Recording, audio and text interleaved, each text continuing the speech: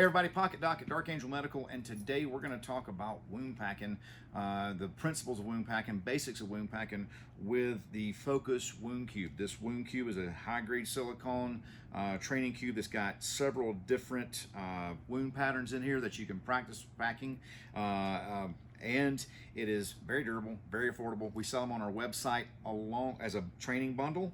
Along with that, you can purchase a training bundle that has the hyphen chest seal trainers, a training practice pressure bandage, another roll of the hemostatic gauze trainer, and also cat tourniquet, soft T wide tourniquets, are the SWAT T tourniquet as well.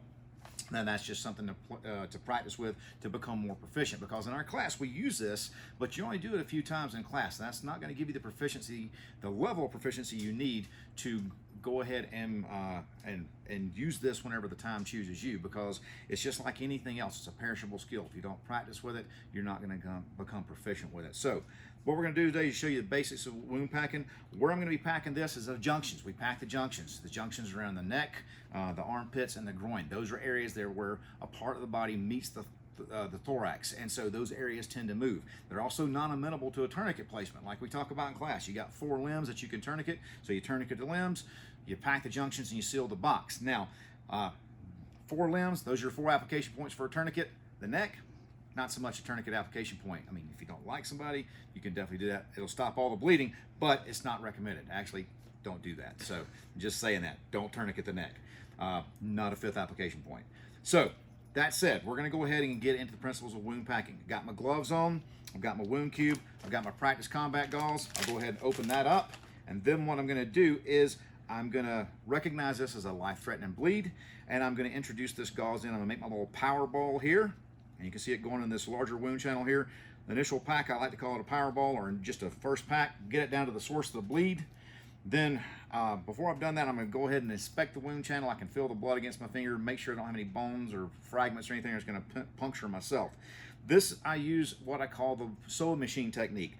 This finger here is applying constant, consistent direct pressure down into the wound to get that hemostatic agent applied down in there and expended in there. This is my needle. This combat gauze, or the hemostatic gauze, is my thread. This hand holding it that gives me control over it is my bobbin, or the cassette that holds that thread. I'm bringing a couple inches out, I'm coming to it, I'm lifting that finger just enough to go down back into the wound and keep packing that. So I'm going to keep packing it down into the wound, relinquishing pressure just long enough to get more gauze down in there. Now, I'm using that gauze to give me compression. I'm using a hemostatic agent in there to give me coagulation.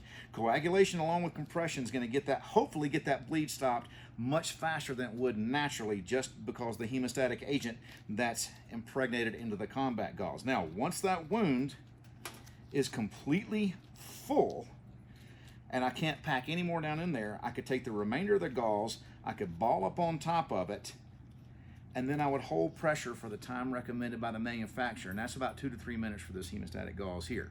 Once that's done, I'm going to check, make sure there's no bleed through or no strike through. Check around the edges. If there is any strike through, I'm going to pull this whole new roll out, or this whole old roll out, and place an entirely new roll in there. So this is the caveat, or the only exception with standard gauze. Okay, now if that second roll is applied, I follow the same procedures by the manufacturer. Hold that pressure for 2 to 3 minutes. If there's no bleed through, then I'll take this one of my pressure bandages, wrap around it, secure that in place, because what I'm doing with that pressure bandage is I'm securing that clot that we formed in place in those areas that can tend to move around and break that clot free. So that's the basics for wound packing. Identify that wound, pack the gauze down there, pack all of it down there till it's all used up. Hold the pressure for the time recommended, and then reinforce it with a pressure bandage.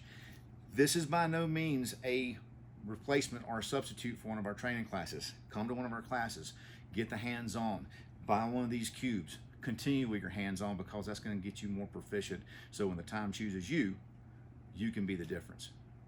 Y'all stay safe.